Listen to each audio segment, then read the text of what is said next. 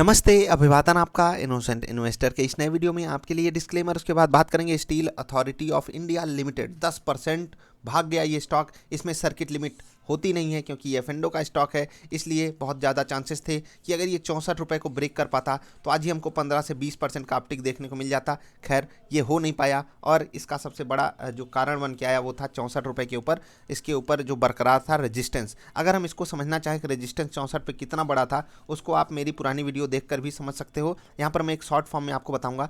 64 रुपये पे इनका कोई क्या आया था, OFS, यानी कि 64 रुपये के प्राइस पे बहुत से लोग प्रीमियम पे भी इसको खरीदना चाहते थे। OFS भी जो है वो ओवर सब्सक्राइब हुआ था और मैंने आपको कहा था कि अगर ये 64 रुपये से नीचे फिसला है, ऊपर से अगर आपको 35% के आसपास नीचे मिल रहा है, तो आपके लिए ये स्टॉक मस्ट बाई हो जाता है। और ऐसे स्टॉक्स आपको बाजार में एक कहते हैं ना, कॉन्फिडेंस के साथ एंट्री दिलाते हैं कि डाउन साइड रिस्क कम है, अपसाइड पोटेंशियल बहुत बड़ा होता है। और मैंने आपसे हमेशा कहा है कि 8 से 10% का रिटर्न आपको हमेशा स्विंग ट्रेड के लिए खोजना चाहिए। ये स्टॉक एक ही दिन में भाग गया 10%, और मुझे उम्मीद है कि आप में से बहुत से लोगों ने प्रॉफिट बुक भी कर लिया होगा। अगर किसी ने नहीं किया है तो आपको ध्यान देना है इस 64 के लेवल पे। अगर इसके ऊपर ये क्लोजिंग दे देता है अगले 1 से 2-3 दिन में भी, तो ये स्टॉक मजबूत हो जाएगा। फिर 64 रुपये के ऊपर जब ये ट्रेड करेगा, हमारे लिए और बड़े बड़े टारगेट्स इसमें आ सकते हैं। अगर बाजार फ्लैट टू पॉजिटिव भी रही तो यहाँ पर आपको ये तैयारी बनाकर रखनी है। देखिए, अगर हम बाजार की बात करते हैं ना, तो बाजार में भी बहुत बड़ा मोमेंटम आया, इसीलिए सेल में इतना बड़ा मोमेंटम आ गया।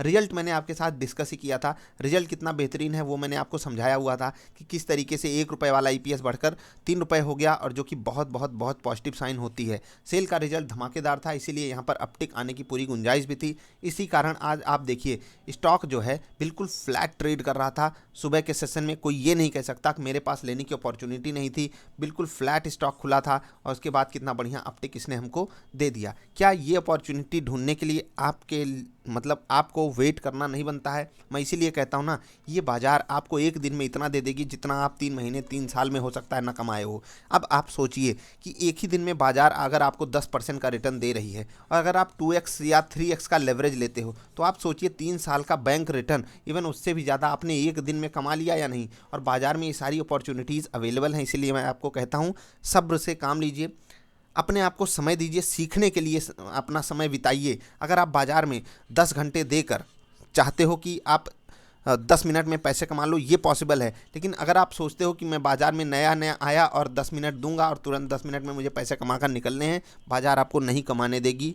अगर आप कमाओगे भी तो केवल तुक्का मार के कमा पाओगे। याद रखिएगा, इस चीज़ को थोड़ा सा सोचा समझा कीजिए और फिर आपको तभी आगे बढ़ना चाहिए। अभी मैं बात करूंगा सेल की, और यहाँ पर निफ्टी की भी थोड़ी सी बात करूंगा, क्योंकि इन दोनों के फ्यूचर से आपको मैं कुछ समझाना चाहता हूं। अगर आप सेल का फ्यूचर देखोगे, सेल का ये स्टॉक का प्राइस है और ये फ्यूचर्स का प्राइस है। ठीक, बहुत ध्यान से समझिएगा, ये फ्यूचर का प्राइस है। फ्यूचर का प्राइस सेल का जो है वो 63 रुपये 10 पैसे क्लोज किया है। और अगर आप देखोगे 63 रुपये 50 पैसे पर सेल का स्पॉट क्लोजिंग दिया है, यानी कि स्टॉक जो है इनका 63.5 रुपये में क्लोज हुआ है, और जो फ्यूचर था वो 63 रुपये के आसपास क्लोज हुआ है। यानी कि ये जो है डिस्काउंट में चल रहा है इसका फ्यूचर। और ये डिस्काउंट जो यहाँ पर हैवी सेलिंग हमको देखने को मिली थी, इसके कारण बना था। और यहाँ पर ये डिस्काउंट जो है वो प्रीमियम में इसलिए नहीं कन्वर्ट हुआ क्योंकि 64 रुपये पे बहुत बड़ा रेजिस्टेंस था। अब यही चीज़ अपोजिट मैं आपको दिखाता हूँ निफ्टी के चार्ट में। देखिए, निफ्टी में भी शॉर्ट कवरिंग हुई जैसे सेल में हुई, क्योंकि शॉर्ट सेलर्स की यहाँ पर खटिया खड़ी हो गई। आप देखिए, कल के डेटा से भी ज़्यादा आज वॉल्यूम हुआ है, और ये वॉल्यूम हमसे बहुत कुछ कहना चाहता है कि शॉर्ट कवरिंग बहुत धड़ल्ले से हुई।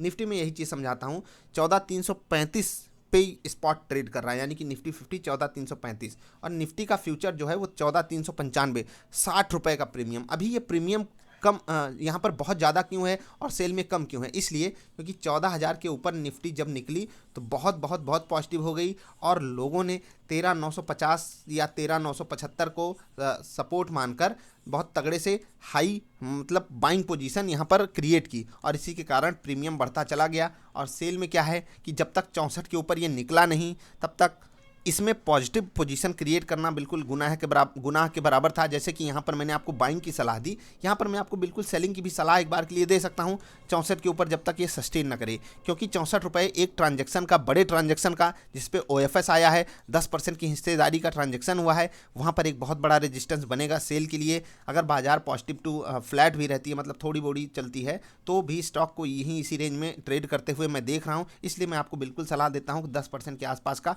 आपको प्रॉफिट प्रॉफिट बुक करना चाहिए। ऐसे ही आपको, आप अगर एक स्टॉक में ट्रेड करते हो, मैं मान लेता हूँ आप टोटल 3 स्टॉक्स में अपने पोर्टफोलियो का 33% लगाते हो, तो भी आपके ओवरऑल पोर्टफोलियो पे ये 3% के आसपास या उससे ज़्यादा का रिटर्न तो दिया है। और वन डे में ये बहुत बड़ी चीज़ होती है, इसीलिए मैं आपको कहता हूँ तैयारी बनाकर रखिए। हमारा महीने का टारगेट 2 से 3% का होता है और वो आपके लिए सेल ने करके दिया है।